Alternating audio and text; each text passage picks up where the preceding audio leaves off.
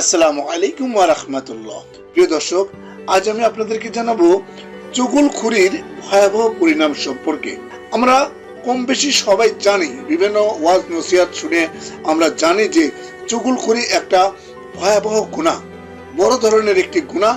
এবং এই চুগলখুরি কিভাবে সংগঠিত হয় বা আমরা কিভাবে চুগলখুরি করে থাকি মনের অজান্তেই, সেটি বিস্তারিত জানাবো এই ভিডিওটির মাধ্যমে এবং এর ভয়াবহ পরিণাম সম্পর্কেও বিস্তারিত আলোচনা করব।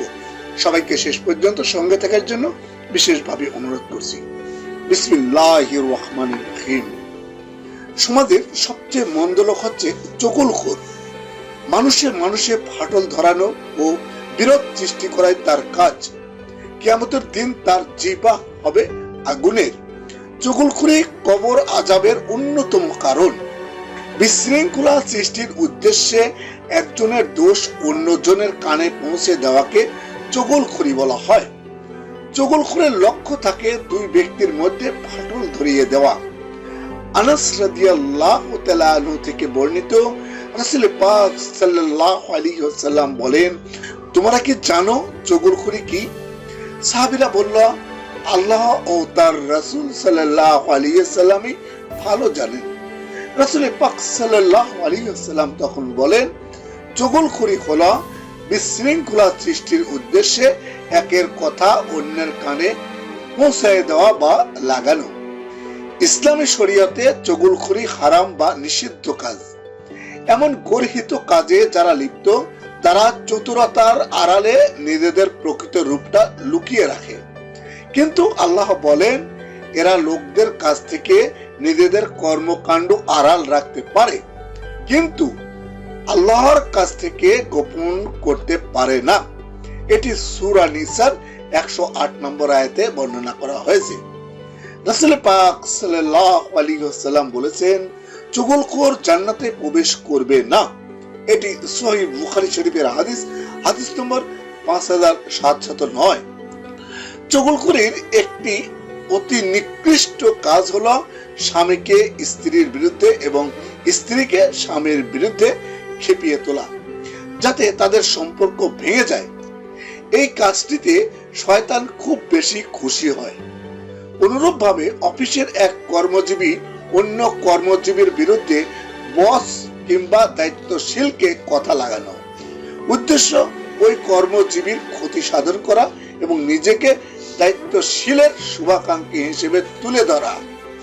এমন কাজ সম্পূর্ণ হারাম।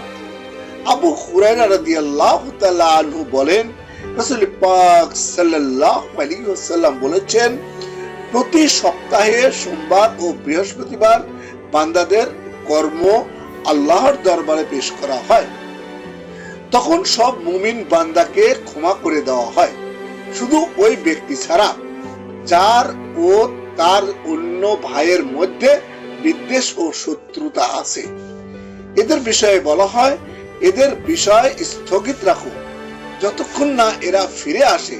এটি মুসলিম শরীফের হাদিস নম্বর 2565। চুগলখুরি গীবতের চেয়েও জঘন্য, কারণ চুগলখুরির উদ্দেশ্যই হচ্ছে বিরোধ তৈরি করা, আর গীবতকারীর মধ্যে তা থাকা জরুরি নয়।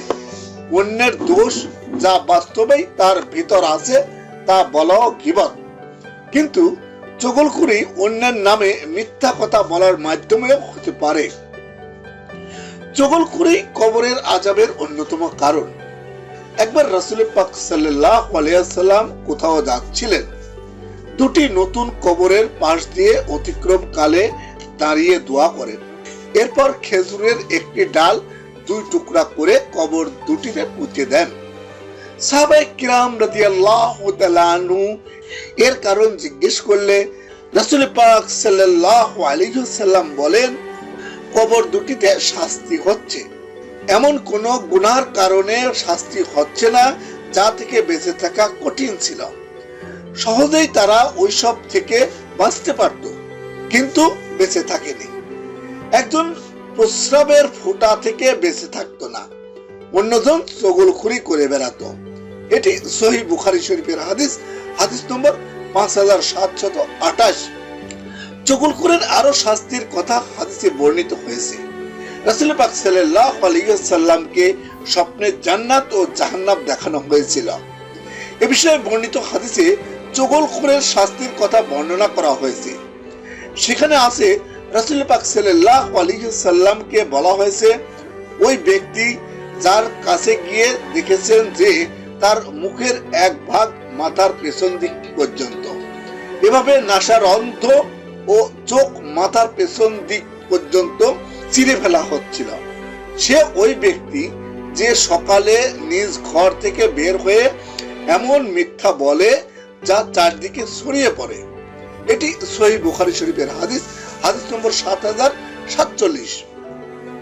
কিয়ামতের দিন চুগলখোরের জিহ্বা হবে আগুনের। এ সম্পর্কে আম্মার রাদিয়াল্লাহু তাআলা আনহু বর্ণিত হাদিস শরীফে এসেছে, রাসূল পাক সাল্লাল্লাহু আলাইহি ওয়াসাল্লাম বলেছেন, যে ব্যক্তি দুনিয়াতে দ্বিমুখী, কিয়ামতের দিন তার আগুনের দুটি জিহ্বা হবে। এটি আবু দাউদ শরীফের হাদিস, হাদিস নম্বর 4873। অপর এক হাদিসে এসেছে, আসমা বিনতু ইয়াজিদ রাদিয়াল্লাহু তাআলা আনহা হতে বর্ণিত, রাসূল পাক সাল্লাল্লাহু আলাইহি ওয়াসাল্লাম বলেছেন, আমি কি তোমাদের মধ্যকার সর্বোৎকৃষ্ট ব্যক্তিদের সম্পর্কে অবহিত করব না? সাহাবীগণ বললেন, হ্যাঁ। তখন তিনি বললেন, তারা ওই সকল লোক যাদেরকে দেখলে আল্লাহর কথা স্মরণ হয়।